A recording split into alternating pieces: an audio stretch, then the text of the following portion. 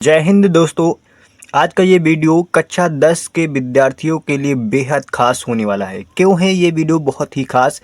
इस वीडियो में मैं एक ऐसे प्रश्न की बात करने वाला हूँ जो कि बहुत ही महत्वपूर्ण क्वेश्चन है।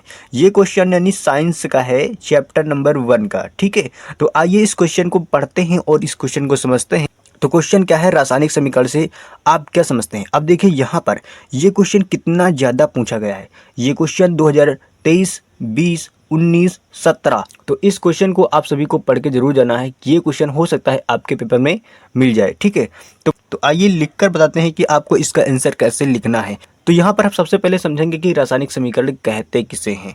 तो जी हाँ, बहुत सही क्वेश्चन है और बहुत अच्छा क्वेश्चन है। ठीक है, किसी रासायनिक, इसका उत्तर क्या होगा? किसी रासायनिक अभिक्रिया में अभिकारक पदार्थों और उनकी अभिक्रियाओं के पश्चात बने उत्पादों को रासायनिक सूत्रों की सहायता से प्राप्त समीकरण को रासायनिक समीकरण कहते हैं। तो इसको कैसे लिखेंगे, लिखकर भी बताने वाला हूं मेरे दोस्त। आइए इसको लिखते हैं। ठीक है, तो क्या लिखेंगे? किसी रासायनिक अभिक्रिया, यानी कि कोई भी रासायनिक अभिक्रिया है। उत्तर में आपको लिखना है किसी रासायनिक अभिक्रिया। ऐसे बहुत, यानी कि ऐसे बहुत प्यारे शब्दों में आपको लिखना है किसी रासायनिक किसी रासायनिक अभिक्रिया किसी रासायनिक अभिक्रिया किसी रासायनिक अभिक्रिया में अभिकारक किसी रासायनिक अभिक्रिया में अभिकारक अभिकारक अभिकारक पदार्थों, यानी कि अभिकारक में जो पदार्थ होंगे, अभिकारक पदार्थों और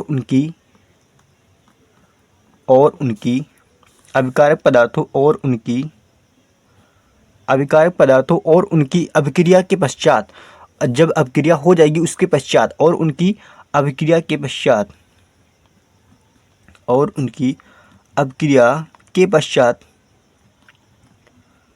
अभिक्रिया के पश्चात अभिक्रिया के पश्चात बने उत्पादों को अभिक्रिया के पश्चात बने उत्पादों को उत्पादों को बने उत्पादों को रासायनिक सूत्रों की बने उत्पादों को रासायनिक रासायनिक बने उत्पादों को रासायनिक सूत्रों की सहायता से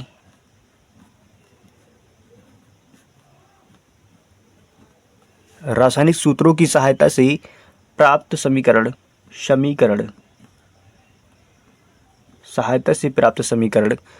को रासायनिक समीकरण कहते हैं। को रासायनिक समीकरण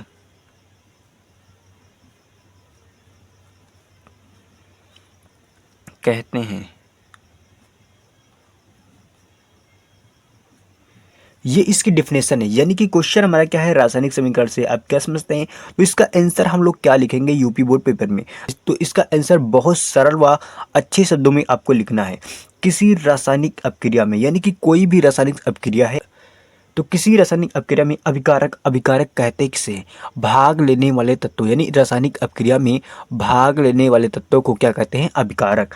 यानी कि अभिकारक पदार्थों, यानी कि अभिकारक में जो पदार्थ हैं, अभिकारक पदार्थों और उनकी अभिक्रिया, यानी कि जो अभिक्रिया हमने किया है उनकी अभिक्रिया के पश्चात जो उत्पाद बनते हैं, यानी कि अभिक्रिया के दौरान जो उत्पाद बनते हैं, उत्पादों को रासायनिक सूत्रों की सहायता से, यानी कि जो अभिक्रिया है ना, ये पूरी अभिक्रिया, इसको सूत्रों की सहायता में व्यक्त करना ही क्या कहलाता है? रासायनिक समीकरण कहलाता है। यानी सूत्रों की सहायता से प्राप्त समीकरण को रासायनिक समीकरण कहते हैं मेरे दोस्तों। इतना आपको याद करके जरूर से जरूर जाना है, ये आपको कॉपी में नोट कर लेना है। ठीक, ये क्वेश्चन, इस तरीके के क्वेश्चन यानी कि यूपी बोर्ड में बहुत ही ज़्यादा पूछे जाते हैं। तो इस क्वेश्चन को आप लोग एक बार, 2 बार, 3 बार जरूर रट के जाइएगा। ठीक है, पढ़ के जाइएगा, समझ के जाइएगा। आप वीडियो को और देखिएगा एक बार तो काफ़ी अच्छे से आपके दिमाग में बैठ जाएगा। ठीक है, तो आइए अब इसका एग्जाम्पल समझ लेते हैं हम लोग। तो यहाँ पर इसका एग्जाम्पल की बात करें तो इसका एग्जाम्पल कोई भी लिख सकते हैं, कोई भी रासायनिक समीकरण को आप लिख सकते हैं। ठीक है, तो हम एक समीकरण को लिखते हैं। तो यहाँ पर CuO ले लिया हमने, कॉपर ऑक्साइड प्लस H2। अब इसका यानी कि अभिक्रिया कराएंगे तो क्या हो जाएगा? कॉपर अलग हो जाएगा और H2O अलग हो जाएगा। ठीक है, अब देखिए डेफिनेशन लिखने के बाद आप कोई भी समीकरण को लिख सकते हैं, ठीक है। जरूरी नहीं कि यही आपको समीकरण लिखना है, इसके अलावा जो भी समीकरण आपको याद आ रही हो आप वो समीकरण लिख सकते हैं। आपको लेकिन ऐसे ही परिभाषा को लिखना है। जब आप बोर्ड पेपर में कॉपी लिखेंगे तो आपको सेम ऐसे ही परिभाषा को लिखना है, ठीक है। आई होप आपको ये क्वेश्चन बहुत ही अच्छी तरीके से समझ में आ चुका होगा। ये क्वेश्चन जरूर पढ़ के जाइएगा। ये क्वेश्चन क्यों है इतना खास, क्योंकि ये क्वेश्चन बहुत बार एग्जाम में आ चुका है, इसलिए ये क्वेश्चन बहुत ही ज़्यादा खास हो जाता है, ठीक है। क्वेश्चन हमारा क्या है, ये क्वेश्चन बहुत ही ज़्यादा खास है, यानी कि बहुत ही इंपॉर्टेंट क्वेश्चन है। क्वेश्चन हमारा क्या है, सबसे पहले क्वेश्चन को हम लोग पढ़ने का प्रयास करेंगे। यहाँ पर क्वेश्चन हमारा क्या है, रासायनिक अपक्रिया से आप क्या समझते हैं, एक उदाहरण देकर समझाइए। यानी कि रासायनिक अपक्रिया की यहाँ पर आपको परिभाषा लिखना है, उसके बाद कोई एक उदाहरण देकर भी बताना है। तो आइए इस क्वेश्चन का सलूशन क्या होगा इस वीडियो में मैं आपको कंप्लीट बताऊंगा और समझा कर बताऊंगा, ठीक है। ऐसा नहीं कि लिख कर ही बताऊंगा, बल्कि आपको समझाने का प्रयास पूरा करूंगा ताकि आपके दिमाग में पूरा क्वेश्चन ये बैठ जाए, ठीक है। तो आइए सबसे पहले समझते हैं इसको लिखना कैसे है आपको, ठीक है। तो इसका आंसर क्या होगा, क्या लिखेंगे, उत्तर। अब देखिए यहाँ पर आपको सबसे पहले बताना है कि रासायनिक अपक्रिया कहते किसे हैं, यानी कि रासायनिक अपक्रिया से क्या समझते हैं। तो इसका आंसर क्या होगा, जब एक या एक से अधिक, यानी कि जब एक या एक से अधिक पदार्थ आपस में अभिक्रिया करके एक नए पदार्थ का निर्माण करते हैं तो ऐसी अपक्रिया रासायनिक अपक्रिया कहलाती है।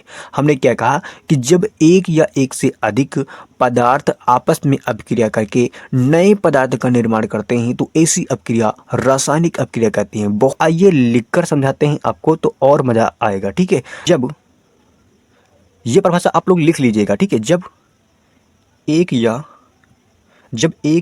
एक से अधिक, जब एक या एक से अधिक, जब एक या एक से अधिक पदार्थ आपस में, एक या एक से अधिक पदार्थ आपस में,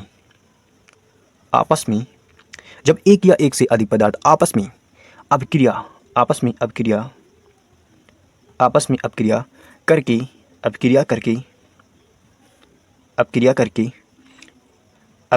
नए पदार्थ का निर्माण, नए पदार्थ का निर्माण करते हैं, तो ऐसी अपक्रिया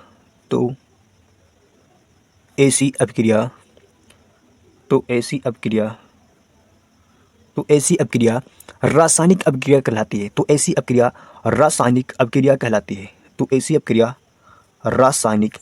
कहलाती है। तो ऐसी अपक्रिया रासायनिक अपक्रिया कहलाती है। देखिए कितनी शानदार कि जब एक या एक से अधिक पदार्थ आपस में अपक्रिया करके एक नए पदार्थ का निर्माण करते हैं तो ऐसी अपक्रिया रासायनिक अपक्रिया कहलाती है। यानी कि जब एक पदार्थ या एक से अधिक पदार्थ आपस में मिल जाएं, मिलकर कोई एक नया पदार्थ को बना देते हैं तो ऐसी अपक्रिया क्या कहलाएगी, यानी कि रासायनिक अपक्रिया कहलाएगी। तो आइए, ऐसे मज़ा नहीं आएगा तो आपको उदाहरण के माध्यम से समझाते हैं, ठीक है। तो आइए उदाहरण से समझते हैं हम लोग।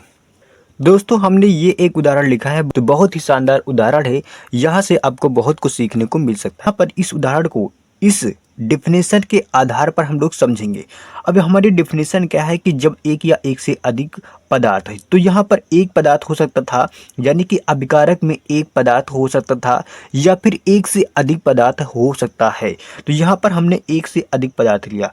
पहला हमारा पदार्थ कौन सा है, सोडियम सल्फेट। दूसरा पदार्थ कौन सा है, बेरियम क्लोराइड। तो हमने दो पदार्थ यहाँ पर ले लिया। डेफिनेशन में क्या कह रहा है कि जब एक या एक से अधिक पदार्थ आपस में अपक्रिया करके, यानी कि ये दोनों आपस में अपक्रिया कर रहे हैं, जब अपक्रिया हो गई है तो अपक्रिया के बाद एक नए पदार्थ का निर्माण होता है। यानी कि नए पदार्थ जब बनते हैं तो उसी अपक्रिया को हम लोग क्या कहते हैं, रासायनिक अपक्रिया कहते हैं। तो यहाँ पर हमने दो पदार्थों को लिया, अपक्रिया कराया, अपक्रिया होने के बाद तो यहाँ पर दो पदार्थ ऐसे बने जो कि एक नए पदार्थ हैं, ठीक है।